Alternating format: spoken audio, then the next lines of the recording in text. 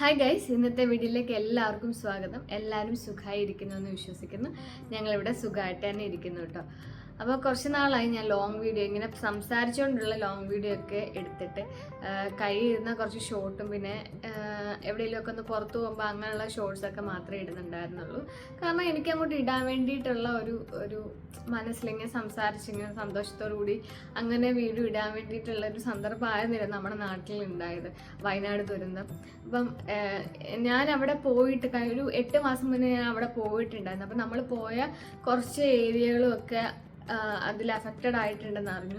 നമ്മൾ കുറച്ച് ആൾക്കാരോടൊക്കെ അവിടെ സംസാരിച്ചിട്ടുണ്ടായിരുന്നു. 1-2 മുഖങ്ങൾ എനിക്കിപ്പോഴും ഓർമ്മയില്ല. അപ്പോൾ അവരൊക്കെ ഇപ്പോഴും ജീവിച്ചിരിക്കുന്നു എന്നാണ് എൻ്റെ വിശ്വാസം. അവർക്കൊന്നും കുഴപ്പമില്ലെന്ന വിശ്വാസത്തോടെ തന്നെ ഇരിക്കുക. അപ്പോൾ എനിക്കതൊക്കെ കേട്ടപ്പോൾ എനിക്കങ്ങനെ വീഡിയോ ഇടാനോ അല്ലെങ്കിൽ സംസാരിച്ച് സന്തോഷത്തോടു കൂടി അങ്ങനെ എനിക്ക് തോന്നിയില്ല.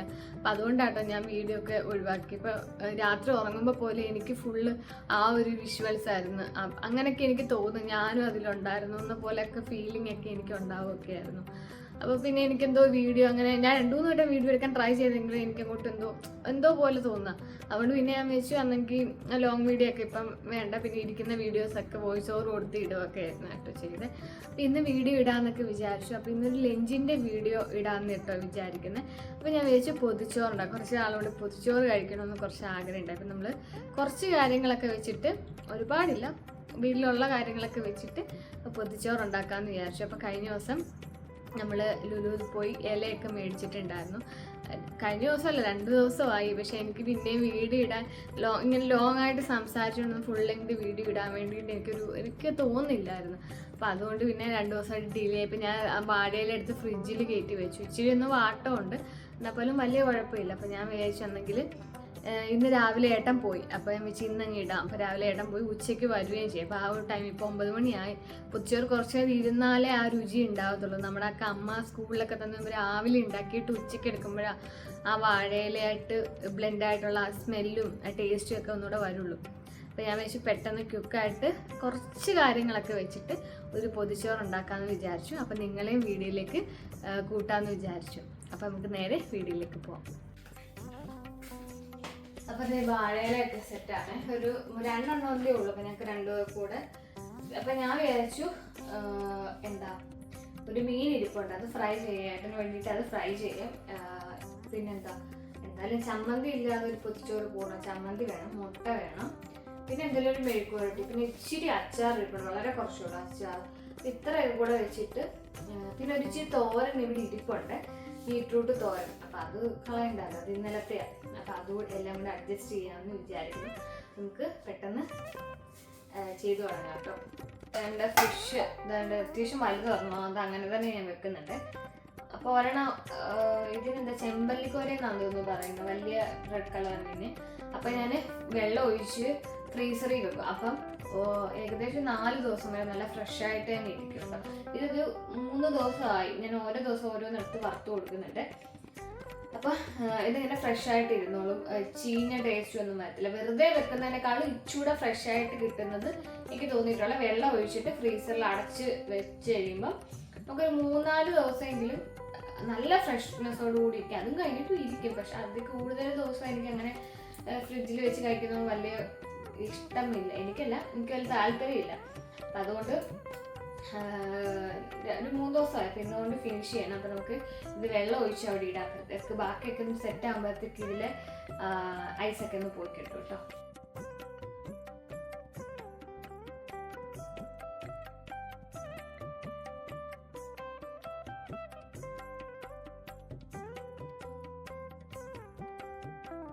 അങ്ങനെ മീനൊക്കെ വെള്ളത്തിൽ ഇട്ട് നമുക്കിനി അരി കഴുകിയിട്ട് ഇടാം കേട്ടോ. അപ്പോൾ ഞാനിത് ടെമൂന്ന് മേടിച്ചിട്ടുള്ള ഇങ്ങനെ സ്ട്രെയിൻ ചെയ്യുന്ന ടൈപ്പിലൊരു പാത്രം കേട്ടോ. അപ്പോൾ നമുക്ക് അരിയോ അല്ലെങ്കിൽ ഫ്രൂട്ട്സോ അങ്ങനെയൊക്കെ കഴുകിയിട്ട് സ്ട്രെയിനർ അതിൻ്റെ സൈഡിൽ തന്നെ ഇങ്ങനെ ചെറിയ ഹോൾസ് ഉണ്ട്. അപ്പോൾ നമുക്ക് എളുപ്പമായിട്ട് ചെയ്തെടുക്കാൻ പറ്റും. അപ്പോൾ ഞാൻ പാലക്കാടൻ മട്ട റൈസ് ആയിട്ട് എടുത്തത്. ഞാൻ അങ്ങനെ അളന്നൊന്നും എടുക്കത്തില്ല. ആദ്യമൊക്കെ ഗ്ലാസ് വെച്ച് അളന്ന് കറക്റ്റ് പ്രപ്പോർഷണലി വെള്ളം ഒഴിച്ച് അങ്ങനെയൊക്കെയാണ് ചെയ്തിരുന്നത്.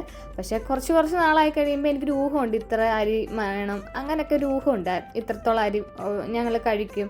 അപ്പോൾ ഇത് 1 ദിവസത്തെ കാര്യം, 2 ദിവസത്തെ കാര്യം മിക്കവാറും അരി ഇടുന്നത്. അപ്പോൾ ഞാൻ ഒരു ഊഹത്തിന് വെച്ചിട്ട് അരി ഇടും. വെള്ളമാണെങ്കിലും ഞാൻ കുക്കറിന് എനിക്കൊരു അളവുണ്ട്, ആ അളവ് വരെ ഇടും കേട്ടോ.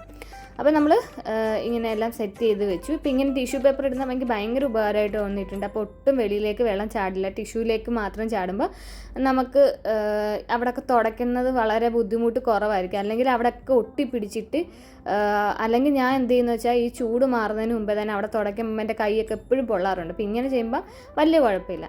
അപ്പോൾ ഞാൻ വെച്ച് വെണ്ടയ്ക്കയും ഒരു ഉരുളക്കിഴങ്ങും വെച്ചിട്ട് മെഴുക്കുവരട്ടി, ഇവിടെ ഭയങ്കര ഇഷ്ടം ഇങ്ങനെ മിക്സായിട്ട് മെഴുക്കുവരട്ടി വെക്കുന്നത്. അപ്പോൾ അങ്ങനെ ഉണ്ടാക്കാമെന്ന് വിചാരിച്ചു. ഒരു ചെറിയ ഉരുളക്കിഴങ്ങായിട്ടോ എടുത്തിരിക്കുന്നത്. വെണ്ടയ്ക്കയിലൊക്കെ ഒരുപാട് വിഷാംശമൊക്കെ അടിച്ചിട്ടാണ് അവർ വളർത്തിയെടുക്കുന്നതെന്നൊക്കെ ഞാൻ കേട്ടിട്ടുണ്ട് കേട്ടോ. അപ്പോൾ അതുകൊണ്ട് തന്നെ ഞാൻ കുറച്ച് ഉപ്പും അതുപോലെ തന്നെ സോഡാപ്പൊടിയും കുറച്ച് വിനാഗിരിയൊക്കെ കൂടെ ഇട്ടിട്ട് ഞാൻ കുറച്ച് നേരം വെള്ളത്തിലിട്ട് അവിടെ വെക്കുന്നുണ്ട്. ഞാൻ മിക്ക വെജിറ്റബിൾസും അങ്ങനെ ചെയ്യാറുണ്ട്. അപ്പം അതിനകത്തുള്ള വിഷാംശമൊക്കെ എന്തെങ്കിലും ഉണ്ടെങ്കിൽ പോകുമെന്നുള്ളൊരു വിശ്വാസത്തിൽ അങ്ങനെ കുറച്ച് നേരം ഇട്ട് വെക്കാറുണ്ട് കേട്ടോ.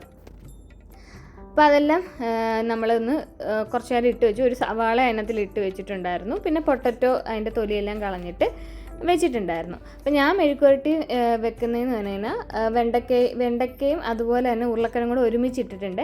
കാരണം ഒരു ഉരുളക്കിഴങ്ങ് ഉള്ളതുകൊണ്ട് ഞാൻ കട്ടി കുറച്ച് അരിഞ്ഞതാണ്. അപ്പോൾ കുറച്ചേറെ ഉരുളക്കിഴങ്ങ് ഉണ്ടെങ്കിൽ സെപ്പറേറ്റ് വേവിക്കുന്നതായിരിക്കും നല്ലത്. അപ്പം നമ്മൾ ഉരുളക്കിഴങ്ങിൽ വെള്ളം ഒഴിച്ച് വേവിക്കുന്നതായിരിക്കും നല്ലത്. ഇപ്പോൾ ഒരെണ്ണം ഉള്ളതുകൊണ്ട് ഞാൻ ഇതിൻ്റെ കൂടെ തന്നെ ഇട്ടിട്ട് വേവിച്ചാൽ.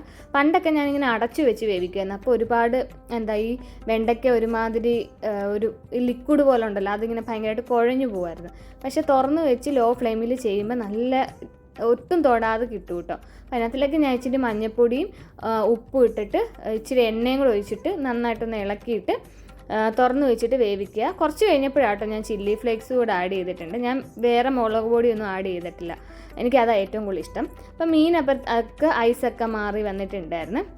അപ്പോൾ അതിനകത്തിലേക്ക് മഞ്ഞൾപ്പൊടി, മുളക് പൊടി, മല്ലിപ്പൊടി, പിന്നെ കുരുമുളക് പൊടി ഇച്ചിരി കൂടുതലുണ്ടെങ്കിൽ അതായിരിക്കും ഒന്നുകൂടെ ടേസ്റ്റ്. അപ്പോൾ അതും ഇച്ചിരി ഉപ്പും ചേർത്തിട്ട് ഇച്ചിരി വെള്ളവും കൂടെ ചേർത്തിട്ട് നമ്മൾ മിക്സ് ചെയ്തിട്ട് മീനിൽ രണ്ട് സൈഡിലും ഇങ്ങനെ പുരട്ടി വെക്കുക കേട്ടോ.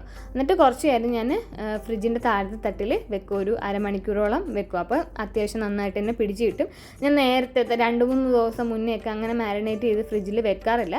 അന്ന് തന്നെ ചെയ്യാറുള്ളൂ. അപ്പോഴെനിക്ക് ടേസ്റ്റ് തോന്നിയിട്ടുള്ളത്. എനിക്കല്ല, ഏട്ടൻ പറഞ്ഞു. ഞാൻ ഇങ്ങനെ പല രീതിയിൽ ട്രൈ ചെയ്യുമ്പോൾ ചോദിക്കുമ്പോൾ പറയും ഇന്നത്തെ മീൻ വറുത്തതാണ് നല്ലതെന്നൊക്കെ പറയുമ്പോൾ എനിക്ക് മനസ്സിലാവുന്ന കേട്ടോ.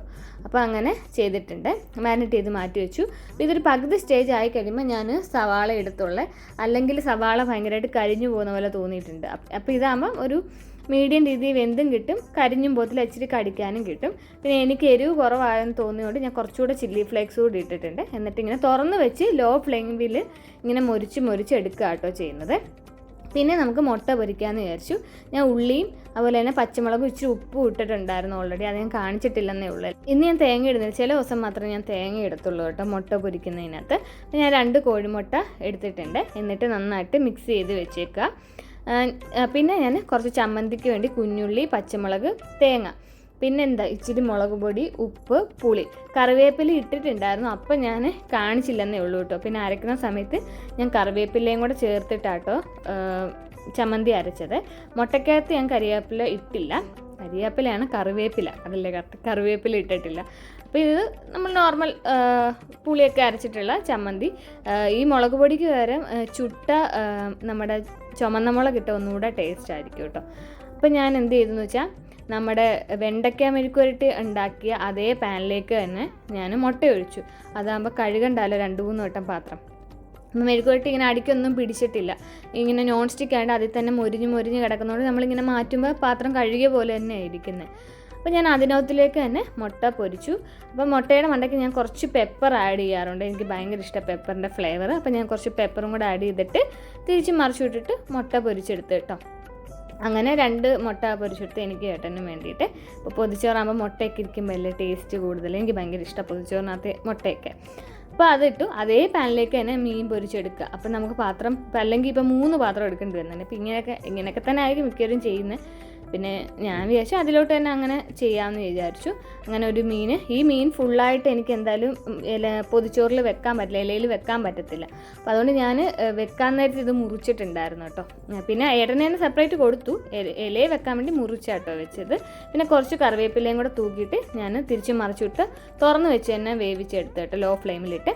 പിന്നെ ഇലയൊന്ന് വാട്ടാന്ന് വെച്ചു. ഇലയുടെ ബാക്കിൽ നമ്മൾ സാധാരണ പൊതിച്ചോറൊക്കെ അമ്മ ഉണ്ടാക്കുമ്പോൾ ബാക്കിലത്തെ ആ നാര് കളയാറുണ്ടായിരുന്നു. അപ്പോൾ പൊതിയാൻ എളുപ്പത്തിൽ. പക്ഷെ ഞാനിവിടെ അങ്ങനെയൊന്നും കളഞ്ഞിട്ടില്ല കേട്ടോ. നമ്മൾ ഇവിടെ വീട്ടിൽ തന്നെ അല്ലേ, അപ്പോൾ കുഴപ്പമില്ല. അപ്പം അങ്ങനെ ചോറ് വിളമ്പിയിട്ടുണ്ട്. പിന്നെ അതിനകത്തിലേക്ക് മെഴുക്കുവരട്ടി വിളമ്പി. ഇത് ഏട്ടൻ്റെ ഇലയാട്ടോ, അപ്പോൾ അതിനകത്ത് മീനും ഒക്കെ കാണും. എൻ്റെ ഇലയിൽ മീൻ കാണത്തില്ല, മുട്ട കാണും, അത്രയേ ഉള്ളൂ വ്യത്യാസം. അപ്പോൾ മെഴുക്കുവരട്ടി വെച്ചിട്ടുണ്ട്. അതിനകത്തിലേക്ക് കുറച്ച് ബീട്രൂട്ട് തോരനും വെക്കുന്നുണ്ട്. ബീട്രൂട്ട് തോരൻ ഇന്നലെ ഞാൻ വെച്ചിട്ടുണ്ടായിരുന്നു.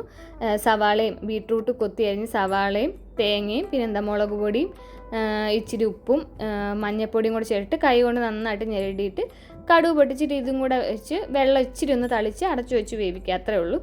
ചില ദിവസം ഞാൻ അതിനകത്തിൽ മുട്ടയും കൂടി ഇട്ടിട്ട് മുട്ടയും കൂടി ചിക്കി ഇടാറുണ്ട്. പക്ഷേ ഈ വട്ടം അങ്ങനെ ചെയ്തില്ല. മുട്ട സെപ്പറേറ്റ് ഉണ്ടാക്കുന്നുണ്ടല്ലോ. അപ്പോൾ ഞാൻ ഓൾറെഡി പ്ലാൻ ചെയ്തായിരുന്നു നാളെ പൊതിച്ചോറ് വേണമെന്ന്. അപ്പോൾ അതുകൊണ്ട് ഞാൻ മുട്ട ഇടാതെ ഈ വട്ടം ബീട്രൂട്ട് തോരൻ ഉണ്ടാക്കിയത്. പിന്നെ ചമ്മന്തി ഉരുട്ടി വെച്ചു.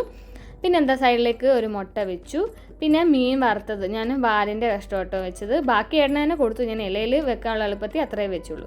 പിന്നെ കുറച്ച് അടമാങ്ങ അച്ചാർ, വളരെ കുറച്ചേ ഉള്ളായിരുന്നു കേട്ടോ, അതുകൂടെ വെച്ചു. അച്ചാറൂടെ ഉണ്ടെങ്കിലേ ടേസ്റ്റ് വരത്തുള്ളൂ. പിന്നെ ഞാൻ ഇല നന്നായിട്ട് പൊതിഞ്ഞെടുത്തു.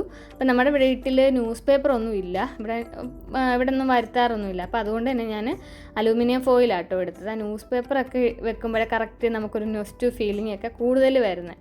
പക്ഷേ ഫ്ലേവർ എന്തായാലും ഞാനിതൊരു 11 മണിയൊക്കെ ആയപ്പോഴത്തേക്ക് വെച്ചു. ഒരു 1.5 മണിക്കൂറൊക്കെ ഇരുന്നുള്ളൂ. കാരണം ഏട്ടൻ 12:30 ആയപ്പോൾ വന്നു. പെട്ടെന്ന് ചോറെടുക്കുന്നു പറഞ്ഞ്. അപ്പം ഞാൻ അറിഞ്ഞില്ല ഇന്ന് പൊതിച്ചോറാന്ന്. പക്ഷെ ഭയങ്കര ടേസ്റ്റ് ആയിരുന്നു കേട്ടോ. അപ്പോൾ എന്തായാലും ഏട്ടൻ്റെ റെഡിയായി. ഇനി ഞാൻ എൻ്റെ റെഡിയാക്കുക. സെയിം സാധനങ്ങളൊക്കെ തന്നെ, അതിൽ മീനില്ല, അത്രയേ ഉള്ളൂ, വേറെ വ്യത്യാസമൊന്നും ഇല്ലായിരുന്നു.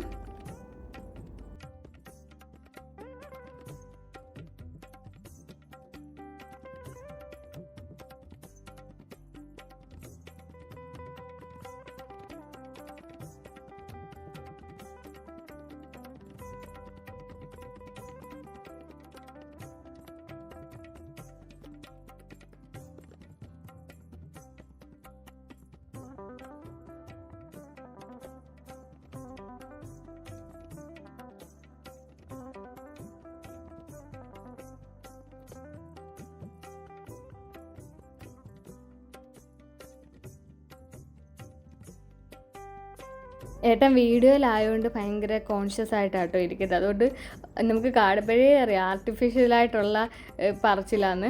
അത് കഴിഞ്ഞ് ഞാൻ യഥാർത്ഥത്തിൽ ഞാൻ വീഡിയോ ഷൂട്ട് ചെയ്യുന്ന അറിയാതെ പുള്ളി കഴിക്കുന്നുണ്ട്. അപ്പോൾ യഥാർത്ഥ കമൻസ് പറയും, ഇതിപ്പോൾ ഭയങ്കര ആർട്ടിഫിഷ്യലായിട്ട് എന്നൊക്കെ കാണിക്കുന്ന കേട്ടോ. ഇത് ഞാൻ എങ്ങനെ ഉണ്ടോ ചോദിച്ചതിന് വീഡിയോ എടുക്കുക എന്നുള്ളതിൻ്റെ രീതിയിൽ കാണിച്ചാൽ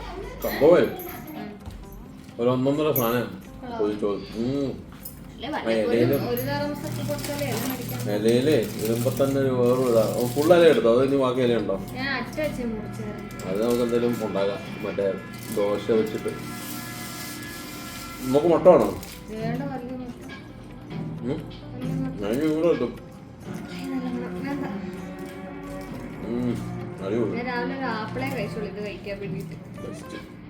ചമ്മന്തി കൂടുതൽ ഉണ്ടാക്കിയില്ല. അങ്ങനെ വേഗം മേടിച്ചായിരുന്നു, കണ്ടായിരുന്നു.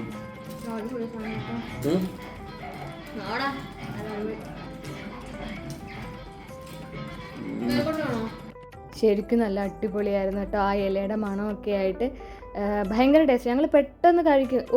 സാധാരണ ഞാൻ എന്തെങ്കിലുമൊക്കെ ഇച്ചിരിയൊക്കെ അധികം വെക്കുവേ. അങ്ങനെ തന്നെ ഇപ്പോൾ പണ്ടൊക്കെ ഞാൻ വേസ്റ്റ് ആക്കുമായിരുന്നു ചോറ്. ഇപ്പം ഞാൻ ചോറ് സ്വന്തമായിട്ട് വെച്ചപ്പം എനിക്കറിയാം അങ്ങനെ ചോറ് വേസ്റ്റ് ആക്കൽ എന്ത് കഷ്ടപ്പെട്ട് വെക്കുന്ന. പണ്ടൊക്കെ ഞാൻ സത്യം എൻ്റെ അമ്മ ഉണ്ടാക്കി തരുമ്പോൾ ചോറൊക്കെ കൊണ്ട് കളയും. ഇപ്പം ഞാൻ ആവശ്യത്തിന് മാത്രമേ എടുക്കത്തുള്ളൂ. ഇന്ന് ഞാൻ കൂടുതൽ ചോറ് വിളമ്പിയിട്ടുണ്ട് കേട്ടോ. പൊതിച്ചോറായതുകൊണ്ട് എനിക്കറിയാം ഫേവറേറ്റ് കറികളുണ്ടാകുമ്പോൾ ഞാൻ കൂടുതൽ ചോറ് കഴിക്കും. അപ്പോൾ ഞാൻ കൂടുതൽ വിളമ്പിയിട്ടുണ്ട് കേട്ടോ. പക്ഷേ ഞാൻ പെട്ടെന്ന് എനിക്ക് സാധാരണ ഉള്ളവരൊക്കെ ഫുഡ് നമുക്ക് ഇഷ്ടമുള്ള ആസ്വദിച്ച് കഴിഞ്ഞാൽ ഞാൻ ഇഷ്ടമുള്ളത് ഭയങ്കര സ്പീഡിൽ കഴിക്കും. പെട്ടെന്ന് ഞങ്ങളുടെ ഇല ഫുൾ ക്ലീൻ ആയി കേട്ടോ. അത്ര ടേസ്റ്റ് ആയിരുന്നു കുറേ നാളുകൊണ്ട് കഴിച്ചുകൊണ്ട്. എന്നിട്ടതേ ഇതാരെങ്കിലും കണ്ടാൽ പറയാം കഴിച്ചല്ലേന്ന്. ഇങ്ങനെ ഫുൾ ഫിനിഷ് ആക്കി കേട്ടോ. അപ്പോൾ ഇതായിരുന്നു നമ്മുടെ ഇന്നത്തെ വീഡിയോ. അപ്പോൾ അടുത്ത വീഡിയോയിലേക്കാണ്. അതുവരേക്കും ബൈ.